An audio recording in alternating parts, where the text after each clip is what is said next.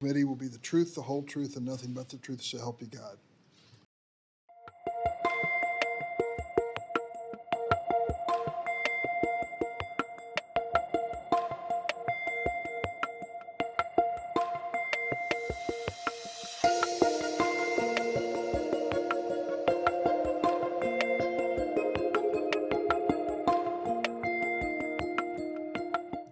There are problems in the ticketing industry, problems we believe can and should be addressed through legislation. Many are the direct result of industrial-scale ticket scalping that goes on today. The recent on-sale experience with Taylor Swift, one of the world's most popular artists, has highlighted the need to address these issues urgently. We knew bots would attack that on-sale and planned accordingly. We were then hit with 3 times the amount of bot traffic that we'd ever experienced. And for the first time in 400 verified fan on sales, they came after our verified fan password servers as well.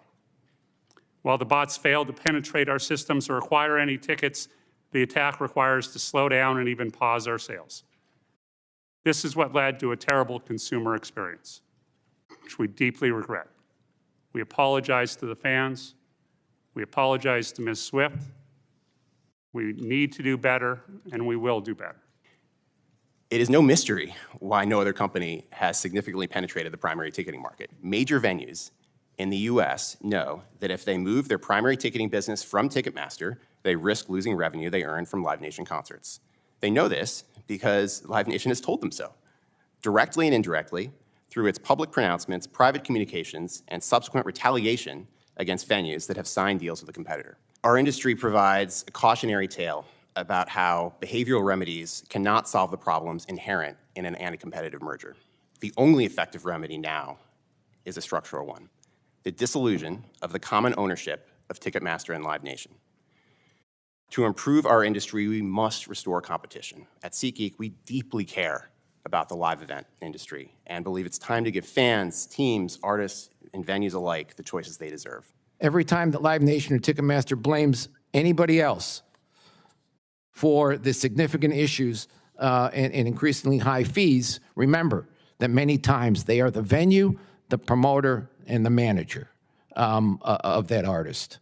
By controlling ticketing and promotion, the artist management company, they're choking off competition that would offer an alternative to the broken system we see today. This was most acutely seen in Taylor Swift, and it's playing out across the live music industry every day and generating fan outrage and despair. The $42 a fan spent on a ticket, we received 12. But whereas Live Nation's costs were already covered at this point in the calculation, we still need to pay for our touring costs. In our case, roughly 50% of our earnings is used to cover expenses.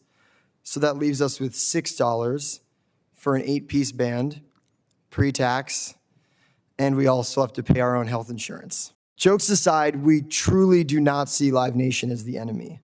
They're just the largest player in a game that feels stacked against us as artists, and often our fans as well. Ultimately, when looking at the current state of the industry, we're left with lots of questions. Why is it that all of Live Nation's costs get recouped before the show hits its profit point, yet ours, the artists, don't? Why is there so little transparency as to what line items such as facility fees actually go towards?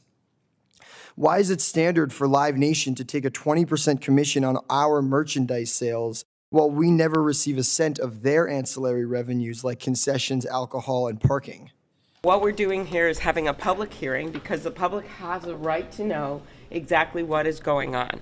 And we also have the ability to have these witnesses be sworn in under oath, which is helpful because there's a lot of reports that the Justice Department is conducting an investigation right now.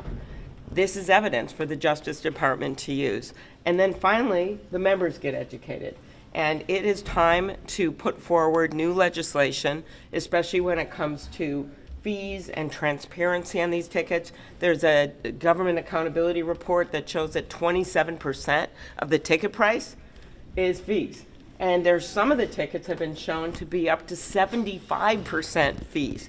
That's outrageous. And that's what happens when you have one entity, which is Ticketmaster Live Nation, that has 70% of the big ticket market, that has the promotion, which is Live Nation, and then also owns a bunch of the venues. And for the venues they don't own, they get 3 to 5 to 7 years in terms of exclusive deals, cutting out other competitors.